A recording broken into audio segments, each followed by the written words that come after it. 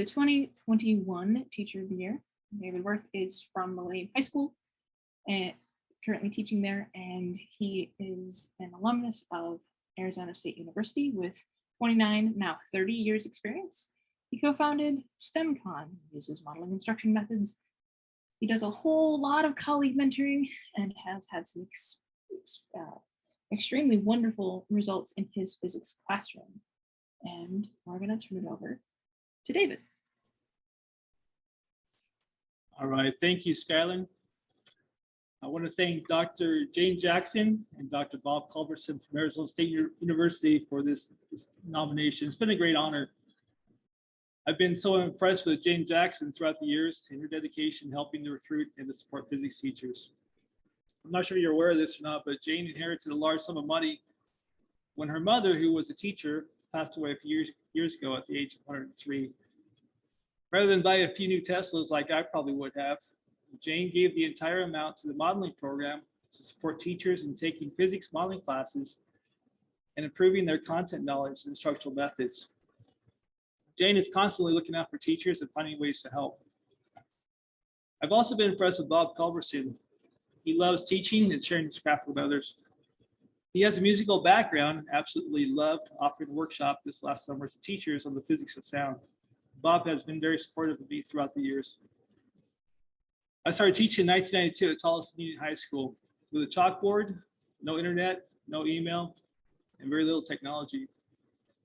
The school was founded in 1914, so I inherited a lot of old stuff, a lot of old physics equipment, a large bottle of mercury, which I used to play with, and a lot of stuff I didn't know what to do with.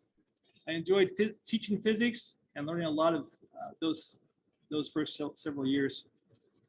I took my first modeling course at ASU in 1999, a technology precursor workshop. Not only did I get a taste of modeling, but I also received free resources. ASU had partnered with local businesses to donate repurposed desktop computers to my physics lab, and I was able to beg for funds to buy my first physics probes. So we were off and running with data collection. I took my first modeling course at ASU shortly thereafter, and things started to click on how I should be teaching physics. One of my first experiences of using the modeling method was with one of my peers, Javier Melendez. We started a program where we had incoming freshmen take a 3-hour block of math and physics co-taught by the two of us. We implemented modeling strategies and had high expectations for the students. After just 1 year, these freshman students, who were considered average, did very well in the FCI test at the end of the year, and the majority of them placed into the pre-calc math class for the next year. So we knew that modeling was working. The modeling course at ASU gave me a new approach to teaching physics.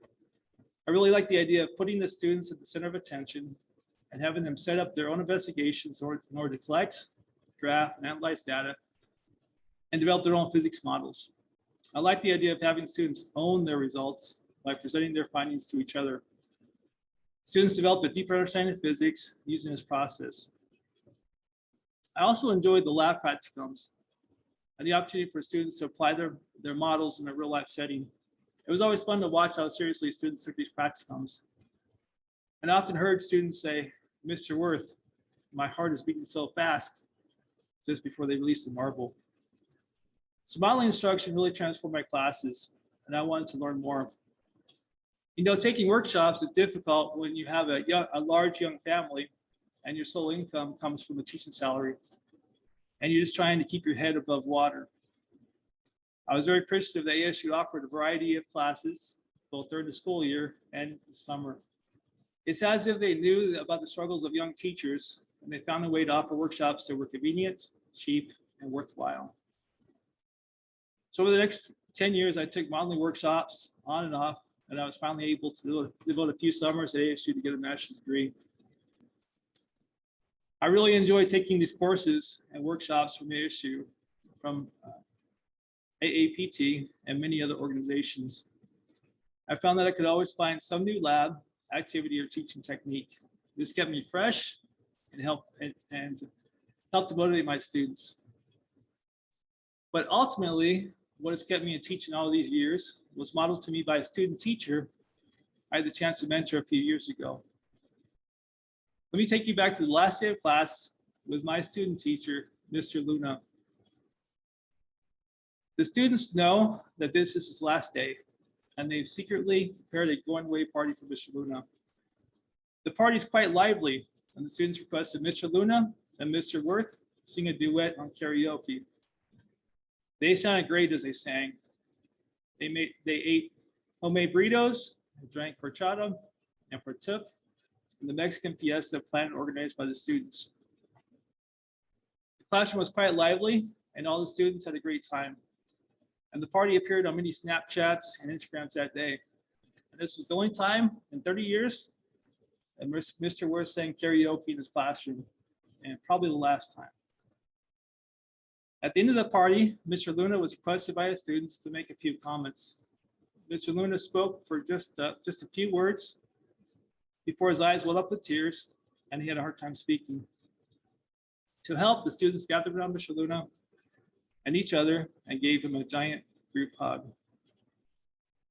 Let me share that moment with you.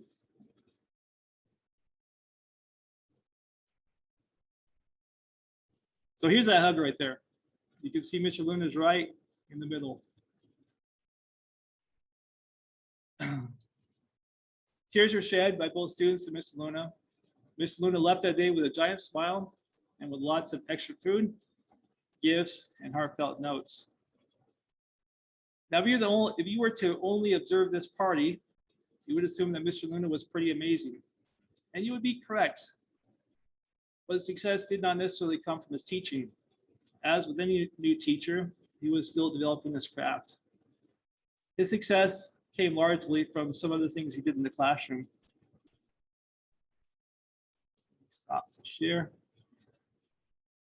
From the very first day and every day that semester, Mr. Luna stood by the door to welcome the students as they entered the classroom with a fist bump or a high five and a grin. Students began to look forward to this each day and quickly realized that Mr. Luna cared and had a genuine interest in them individually. Mr. Luna also made sure the students were recognized on their birthdays as they were sung to by the class. Mr. Luna took the time to get to know his students on a personal level. He quickly discovered their interests and their hobbies, their struggles, challenges, and successes. Because of the relationships he developed, Mr. Luna was invited to attend several of the students' events, and he didn't let them down. He attended hours and hours of activities after school. Mr. Luna was also approached by his students on many occasions for supportive fundraisers, and he purchased many overpriced candles and stale popcorn.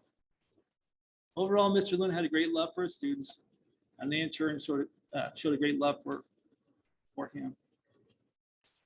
Here's one more picture here. This was towards the end of the year. You can see Mr. Luna right there, sitting down. Mr. Luna and I have become good friends, as he's enjoyed his time in the profession. But this last semester, I got a call from Mr. Luna. He was considering leaving the classroom and pursuing other interests. Some of the typical admin stuff was weighing heavily on him, having to cover classes all the time, having misplaced students in the classroom, parking lot duty, etc., etc., etc. We discussed the pros and cons together, and after a few weeks, Mr. Luna called and told me that he made a decision and he decided to stay in teaching. I was elated. I asked him what the final factor was for him to stay in the classroom. He said one thing: the students. Mr. Luna had connected with the students and had developed a love for helping and for serving them. This is also what has kept me in teaching all these years. The salary is not the motivation. The extra duties don't help. The endless meetings are usually unproductive. But when you get a kid excited about a new concept and you see their eyes light up, or you help to influence a career, or you play a role in helping a student get a scholarship or admission to a college, or you get a thank you letter, or just a thank you because you made a difference. You get an email from a former student in college or an invitation to lunch. That's what makes teaching satisfying and enjoyable. It's what makes teaching fun and makes you want to keep coming back for more. My PhysTEC institution, ASU, did a fantastic job preparing me for my career as a teacher. I was constantly fed new teaching strategies and techniques that kept me fresh and my students motivated.